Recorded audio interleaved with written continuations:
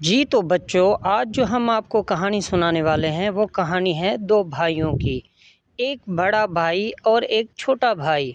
بڑا بھائی جو ہوتا ہے، چھوٹا بھائی اسے کال کر کے کہتا ہے کہ آج میں آ رہا ہوں اور جائیداد اور گھر میں سے جو بھی حصہ ہے آج میں آپ سے لوں گا۔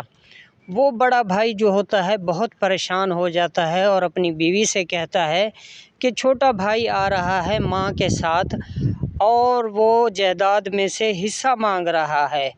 یہ چھوٹے تھے جب میرا والد اللہ کو پیارا ہو گیا تھا، تو میں نے ان سب کے لیے سب کی پرورش کی اور انہیں پڑھایا لکھایا۔ آج جو ہے نا یہ مجھ سے جائیداد کا حصہ مانگ رہے ہیں اور یہ میری وجہ سے نوکریاں کر رہے ہیں اور سب کچھ میری وجہ سے ہے۔ میں نے اپنا کچھ بھی نہیں بنایا اور سب کچھ ان کے حوالے کر دیا۔ آج مجھے کہتے ہیں کہ یہ سب کچھ جو جائیداد ہے اس کا بٹوارا کرو اور ہمیں حصہ دو، اور اپنی والدہ کے ساتھ اماں کے ساتھ یہ ہمارے پاس آ رہا ہے۔ تھوڑی دیر ہی بعد چھوٹا بھائی والدہ کو لے کر بڑے بھائی کے پاس آ گیا اور کہنے لگا کہ مجھے جائیداد میں سے حصہ دو۔ بڑا بھائی کہتا ہے دیکھو بھائی، آپ کے ساتھ ماں رہتی ہے، میرے ساتھ بھی بہت زیادہ فیملی ہے۔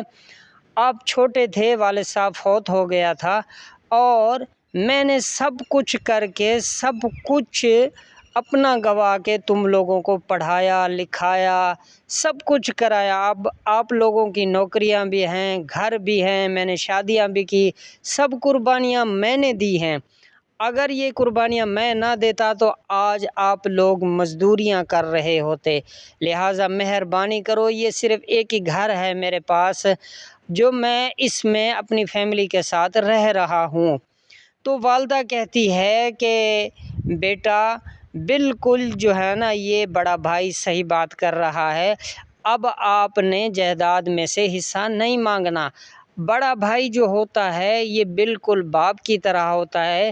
آپ چھوٹے چھوٹے تھے تو انہوں نے ہی آپ کو سنبھالا اور ملازمت کر کر کے پیسہ کما کما کے آپ کو پڑھایا لکھایا اور نوکریاں کر کے سب کچھ کیا، اور جو ہے نا آپ آج بالکل انہی کی وجہ سے سب کچھ ہیں۔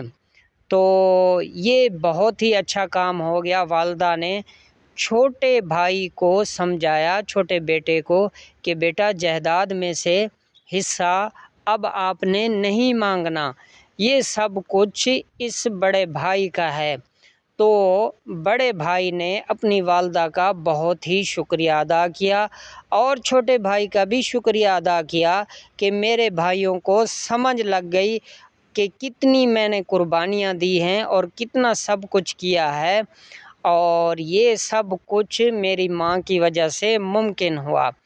تو بچوں، بڑے بھائیوں کی قدر کرنی چاہیے۔ بڑے بھائی والد نہ ہونے کے باوجود جب والد فوت ہو جاتے ہیں تو یہ بڑے بھائی ہوتے ہیں، چھوٹے بہن بھائیوں کو سنبھالتے ہیں، قربانیاں دیتے ہیں، لہٰذا اب ان کا بھی ہمارا حق بنتا ہے کہ خیال رکھنا چاہیے۔